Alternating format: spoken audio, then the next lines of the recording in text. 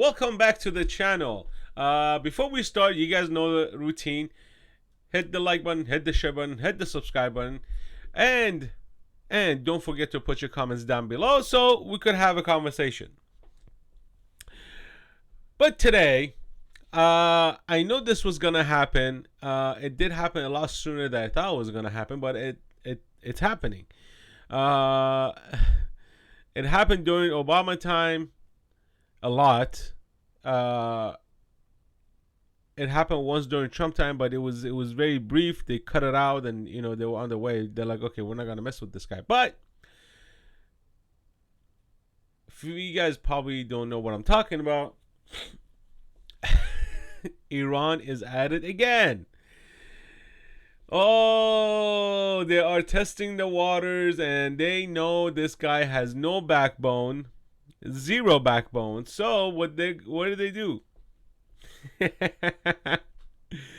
Strait of Hormuz. Yes, this is the most important area for transportation, specifically for oil, which is mainly controlled by Iran. It is near Iran, and most of you guys know I am from Iran. I am an Iranian immigrant living in this great country. U.S. fires warning shots at Iranian boat in Gulf. So let's read this because this is absolutely very, very interesting. I haven't read the article, so I'm waiting for the surprise factor if there is any. A U.S. Coast Guard. I gotta learn how to put this thing on silent. Oh, let's do that. A U.S. Coast Guard ship fired warning shots at Iranian boat that came close to American naval vessel in the Strait of Hormuz, the Pentagon says. The Pentagon said 13 fast boats, 13, from Iran's Islamic Revolutionary Guard, IRGC, came within 140 meters, 459 feet. Now, let's take a measurement what 459 feet is. It's not far. 459 feet, it is actually very, very close to a vessel. It's basically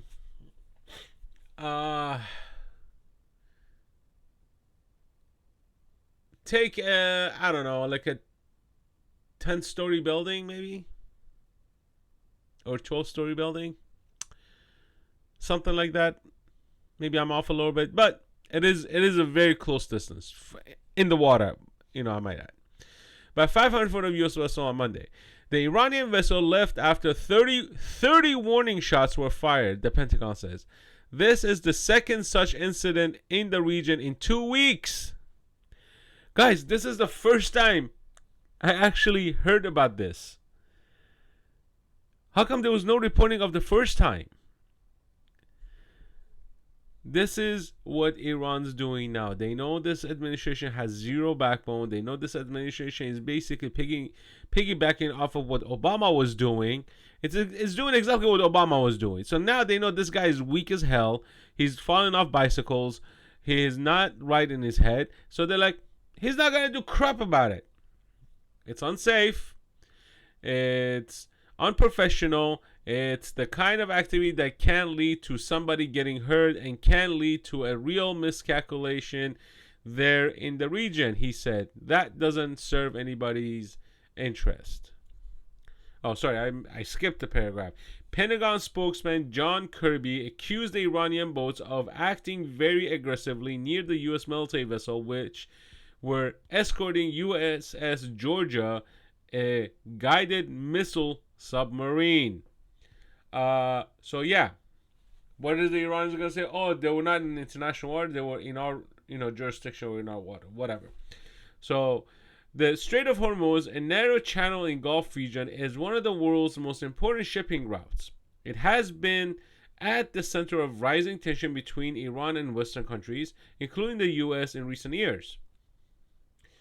Last month, the U.S. Navy said one of its ships fired warning shots in response to a close approach of Iranian vessels in the northern part of the Gulf. Monday's incident comes at a delicate time in a diplomatic process to revive an international deal to prevent Iran from developing nuclear weapons. The U.S. pulled out of the 2015 agreement under former President U.S. President Donald Trump, and Iran has since stepped up its production of nuclear materials. Iran has said it would consider rejoining the deal if Mr. Trump's successor, President Joe Biden, removes crippling economic against the Islamic Republic. So, I've said this many times, that if Iran comes back to do the JCPOA, they're going to come back with more demands. They're going to come back with more requests for money. They're going to come back with like outrageous requests. Outrageous. To a point that there's not going to be any deal. So why is Iran doing this? Iran does this almost every 5 years. Usually what they do is they come to the table, try to make an agreement. They try to make some sort of, we'll reduce production of this, or we'll do this. So what it does is it frees up their money for a while. It frees up their money. What it does, it boosts the economy in the country, because now there's more money flow. And, once they get enough money in their hands, they go back to their way of doing things. So it happens almost every 5 years. It's, go back and look how they react. But this time is a little bit different, guys. This time, they know this administration is the biggest failure of America. This has been the most disastrous administration in history of humankind, I should say, for the United States. Why? Not because Joe Biden is the president. That's part of it. It's the wokeness that's doing it. So, the Navy shot some flares. Those are the warning shots. The probably was like rainbow flares. So, they probably, they're like, don't come near us. We're woke. Hello, don't come near us. If you want to defeat the U.S. military now, all you have to do is just, use the wrong pronouns or misgender some of them. And they will happily give up arms and surrender because you just misgendered them and used the wrong pronoun, because the woke ideology is now in the military. Unfortunately, military is the last line of defense before it gets to the citizens. So, the liberals who always cry gun control, gun control, gun control, they were the first people to say we need to arm the people of Ukraine to defend against Russia. So if enemy comes to our territory and we don't have enough weapons because all of our weapons have been seized by the liberals and blah, blah, blah, blah, who are we going to ask to arm us? No one's going to arm us. We don't have allies because of this stupid administration. Nobody fears U.S. anymore. U.S. has lost its stand as being the superpower long time ago when Obama came into power, because what they did was they destroyed the credibility of this country as being the strongest country in the world by these war-loving hypocrites who continuously fund stupid wars. The Iraq war, the Afghanistan war, the war in Syria, Libya, all these countries that got destroyed because of the fundamental reason of, we need to bring democracy to these countries. It's the same morons who keep saying, America is a democracy, we're going to lose our democracy, and blah, blah. Well, I got a newsflash for you. America is not a democracy. We are not a democracy. We are a republic. A republic is when an individual has its own liberty, not as a group. I have a liberty. You have a liberty. Your kids have a liberty. Your uncles, your aunts, your grandparents, your neighbors. Individual liberty. That's what democracy in a sense means. But we are a republic. When you say democracy, the word democracy is basically a government takeover. Everyone's equal. Everyone shares the same thing.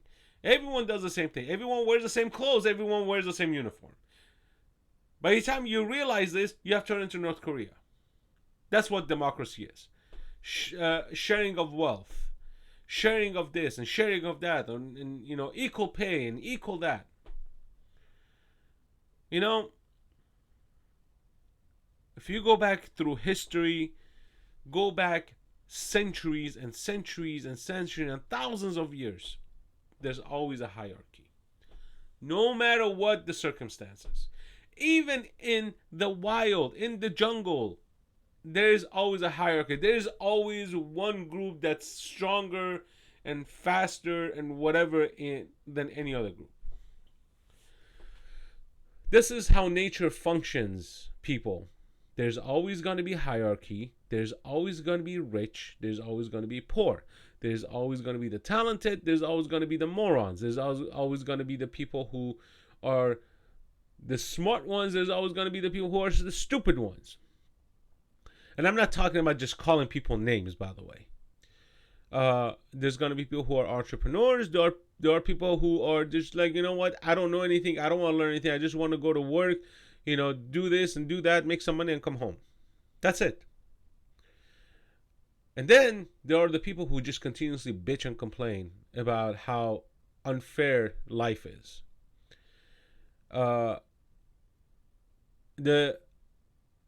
If you look at the animal kingdom, they can't bitch and complain. If you don't survive, you die. They don't have a welfare system.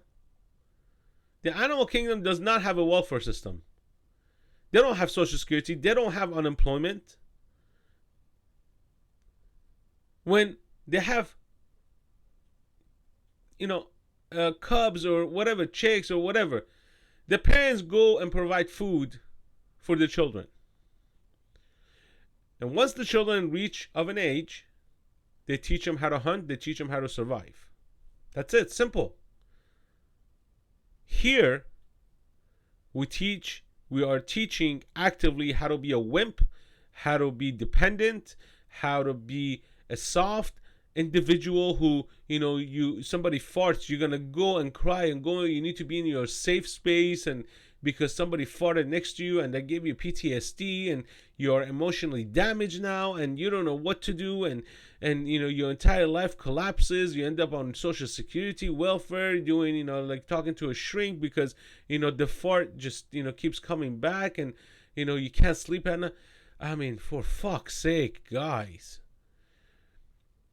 I mean, look what other countries are looking at us. The other countries are looking at the United States. They're like, what the fuck is going on? Excuse the language. What the hell is this? I'm non-binary and I'm blah blah blah. Do you actually think if we go to war, Iranians give two shits what your pronouns are? Do you think they give two shits about what you identify as? That missile does not give a shit what you look like or what you identify as. That missile is gonna explode whether you're he, she, she, or whatever the hell you call yourself that day. They don't give a shit. But our military has to, oblige to the wokology that's been going on in this country. This is why I say, if there's ever a war that breaks, God forbids, if we actually have an enemy that comes to our borderline, which we already do, we're screwed. We are screwed. They're going to come in and they're going to be welcomed in just like that. They're going to be welcomed to this country, open borders and all this stuff. So this is dangerous stuff right here with the Strait of Hormuz. Okay? Iranians are not playing around. Iranians have been on the edge for 40 years. So, and they've always pushed the button of the U.S. vessels in that region all the time. But, this is going to happen more frequently. And unfortunately, I hate to say it is going to escalate to something worse than what it is now. So, I'm going to leave it right here, guys. Don't forget to share, subscribe, and like. Leave your comments down below. And peace out.